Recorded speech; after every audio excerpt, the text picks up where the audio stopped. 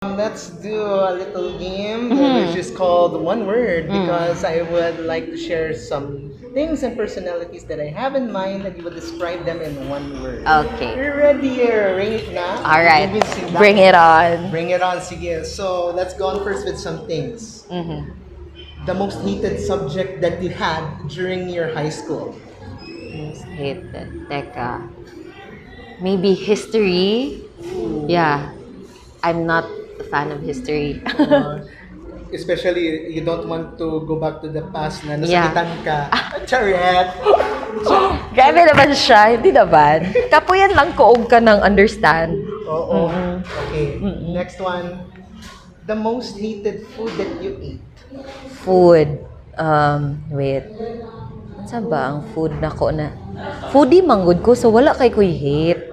Ay, dili ko ganag, one word, no? I hate sour food. Kanang ano, dili. Kanang may vinegar, all that. I hate sour food, John. Basta hindi ka ganahan kay acidic.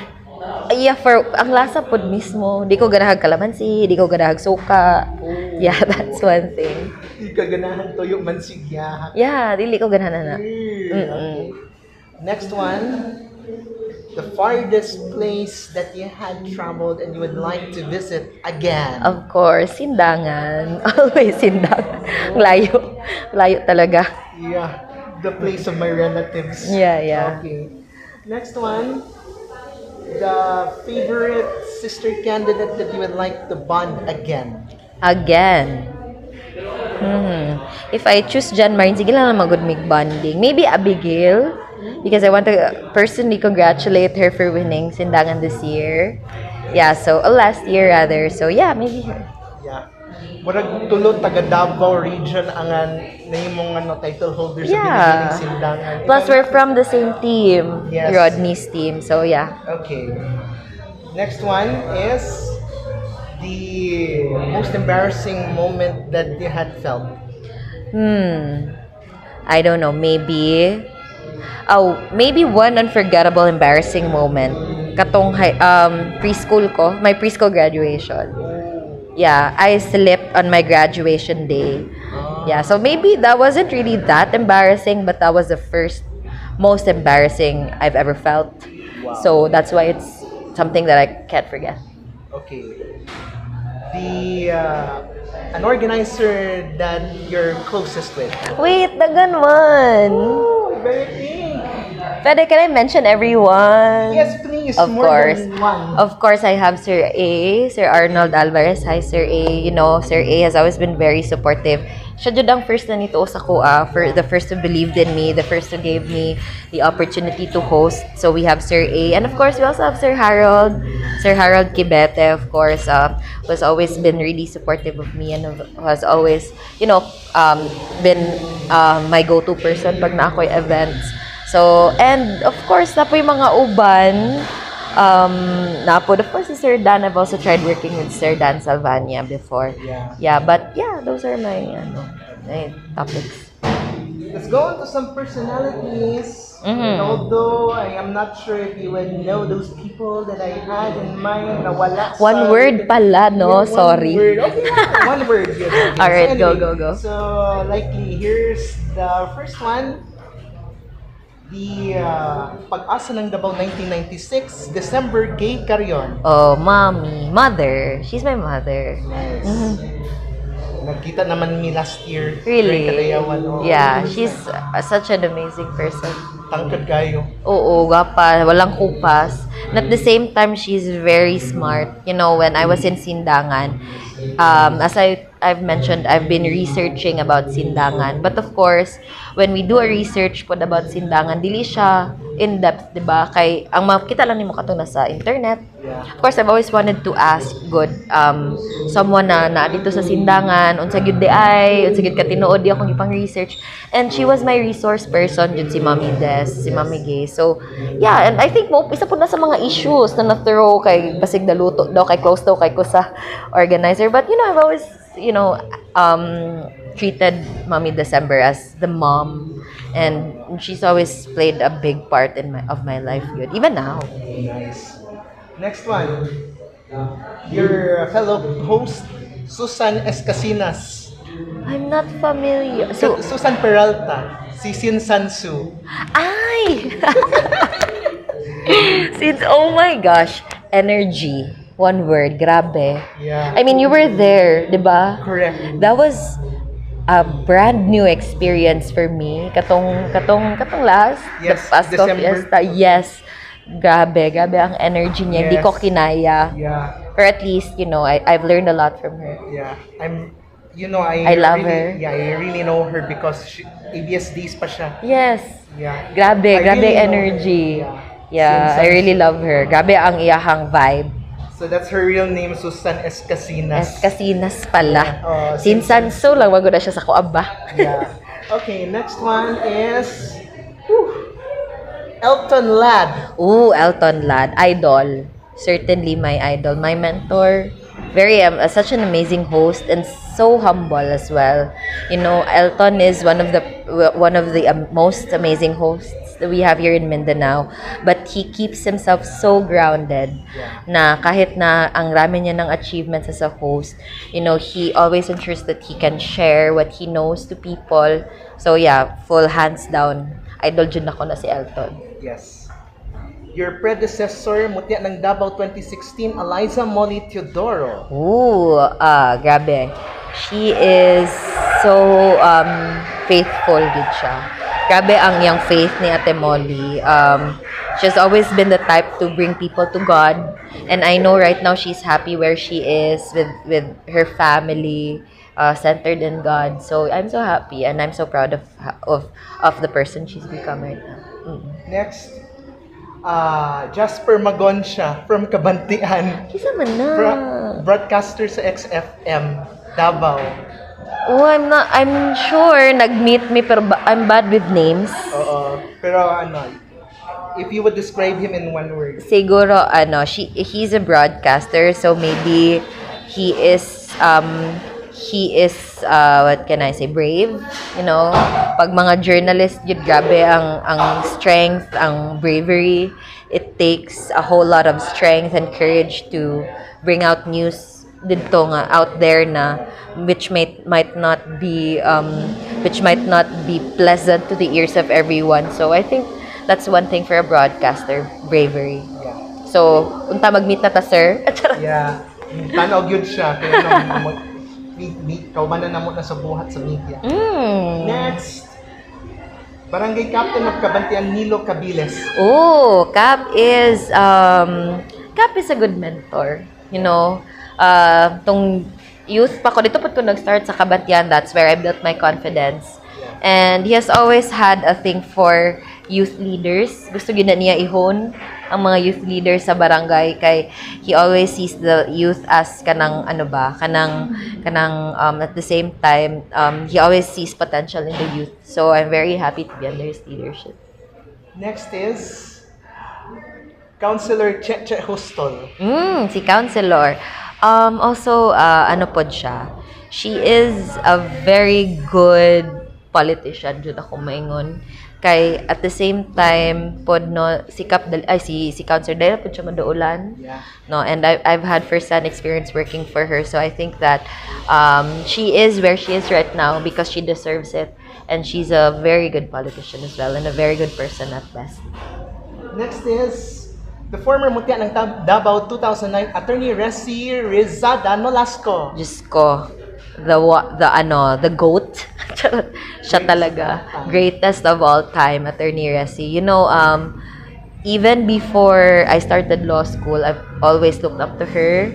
She has always been my idol in pageantry. If pangutanon jud ko, kinsa gyud imong gusto mahitabo na maging mutya or unsa ba, who is your idol sa tanang mga mutya? It has always been Attorney Resi, no?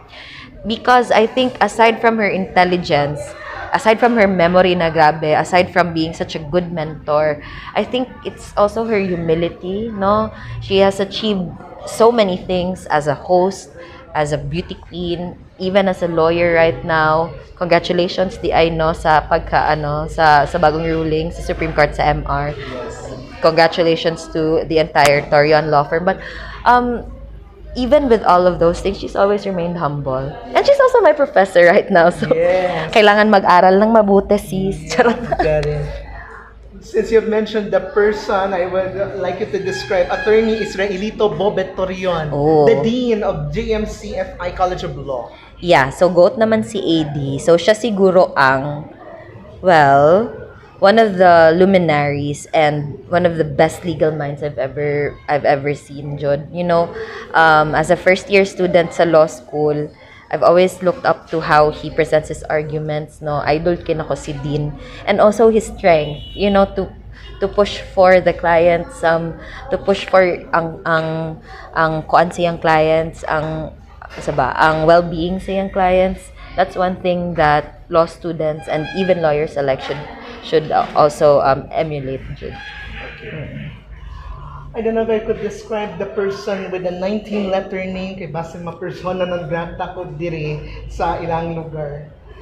The former Miss Philippines Earth Air 2024, Feliz Clariani Thea Solomon Resentes. Oh, Feliz. Well, Feliz has been... Teka, ano ba yung mga ano namin ni Feliz? Kasi si Feliz joined Binibining Sindangan before me. So, siguro one thing or one word that I would use to describe her, she's, paano ba? Anong word? Word talaga dapat, no? She's deserving of everything she has right now. Kasi we saw how hard she worked for everything. And that's why I think she deserves everything she has right now. All of her success. Everything. Next one, our favorite woman of the momentum. Our Philippine Vice President Sara Duterte. Oh, she's feisty. No, she's a kind of woman who doesn't back down, no? Dili siya magpalupig. And she's the eagle. You know, in Davao City natay eagle, and we really see her as that. She remains composed even with all of those, you know, noise going on in the background. So, yeah, that's the good leader that we would really need. Next one is Harold Kibete. Oh, si Derek.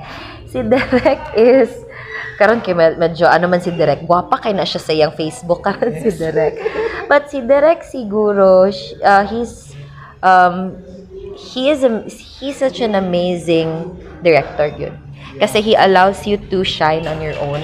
Correct. And at the same time, he allows you kasi to give, he brings a good show, but he allows you to bring your flavor to his shows. That's why I really love working for Derek. Yeah. The current OIC now of the Tourism Operations Office, Director Belenito Tormes Jr. Just ko, he's very creative. Such a creative mind. I've always listened to all of the songs of syempre, for events dito sa Davao City, we will always hear his songs. And it takes such creative mind to be able to compose such great works. So I would have to say that he has one of the best and the most creative mind here in Davao, and we're very lucky to have him as our OIC. Congrats, Sir Will. The Binibining Sindangan 2025, Abigail de la Serna Badili. Ano ba? Tapos ko na yung deserving. She's gifted. You know, she's gifted, so talented. And as I've always told my team, kasi same team kami, even before we have crowned Nietzsche, I knew she will win Binibining Sindangan. Yeah. The moment she stepped in my car, dun sa car ko, alam ko na talaga na she will win. Why? Because she has this humble aura na parang chill lang. And I think that's what Sindangan is after talaga. They're looking for a queen with a humble aura and an aura that speaks, na parang emanating yung aura nila na parang it's commanding, but at the same time, it remains calm and humble. So, yun yung hinahanap ng Sindangan kasi the way I've seen, you know, how they conducted the shows in the past. That's why I was already able to say that Abigail is gonna win this year. Yeah. I think my prediction is correct Yes. because I have made the hashtag Binibining Sindangan. Oh, Binibining. Binibining Sindangan. That's witty. Yeah. Ako nagpausan. Anyway, next one. our tatay, former President Rodrigo Roa Duterte? Hmm. Um, One word, he is strong and a visionary. I would have to say. I mean, though we are actually sad what's happening sa iyahan, no? But of course, we remain hopeful, no, that the rule of law will prevail, Yes. and that at the end of the day, justice will be served talaga. I mean, many are saying that na syempre we're talking about justice as well sa katong mga victims for extrajudicial killing. So we hope that the ICC will look into matters in a just way, and allow justice to prevail in a way that they see the means or the ends that was supposed to be to happen because of what he did. So yeah, let's remain hopeful and prayerful for him. Next is Heart Justin Cello. Ooh, see, Heart. I wasn't really into. I didn't really have that much conversation with her. But I heard from her because of my team. Then, and I think she's really beautiful, though. I would have to say that she's beautiful. She's also smart. Kasi parang naging candidate siya ni Jomer, such a good friend of mine. Jomario Kempacardo. Yes, so yeah, I think she's beautiful, but yun lang, hanggang dun lang kasi hindi ko siya nakilala talaga. I did not have the opportunity and the chance to really speak with her one-on-one, stuff like that. So, but based off of her performances and the way she presents herself, so I would have to say she's very beautiful and she's very intelligent. Yeah. Kabantian man good siya. Yeah, I heard. Hi Heart, I hope you're watching and laban lang balag. Di na lang nato ihisgot unsa to pero kabalon na unsa yung nahita ko sa iya. Okay, next one, second to the last, I believe my personal favorite, Pauline Amelinx. Oh, Pauline. Pauline, I think, is our next Miss Universe. Hopefully, she will be. Yeah, she's a strong person as well. She's been through a lot. The bashing, even the thoughts going on in her head that she was joining Miss Universe Philippines. But she remained strong. She kept a following for herself and at the same time ensured that her advocacy remains there even if she does not have the crown. So I'm really hopeful and I have such great hopes that she will make it as our next representative for Miss Universe. I will be waiting for Yeah. 2029 because she said ask if she will join Miss Universe Philippines. Her answer is she asked me again in 5 years. My God, dugay pa ni pero sige Yeah, lang. we'll wait for her. There is a crown for her talaga. And of course, last but far from least, Kadangpan Carlo Dalier, describe me in one. Persistent, I would have to say. Grabe. How many times did I have to reschedule? 3 times. Yeah. Grabe. And very understanding as well. I've always, when I was still in Sindangan, I've already heard of of your page because of course I think you were also doing a little bit of, I'm not sure if you did that during our time. Did you? Yeah, I think I was monitoring, I think. Or I think that was during my reign. So I've already heard of your your page back then. And when you said you knew a lot about Sindangan, na-amaze na ako doon pa lang. And at the same time, I'm really amazed at what you do. You promote you promote tourism. At the same time, you help local governments to make sure that there's easy promotion for them. So that's really a good thing. And the content, I'm sure it's very difficult to think of contents, but you remain there because of your passion for what you're doing. And that's one thing that I really am in awe of you. And at the same time, syempre yung persistence mo kasi yun na nga, when you think that something is worth a story is worth telling, you really insist on making sure that it's out there. So, yeah, that's a good thing talaga about Kadangpan. Yeah, thank you.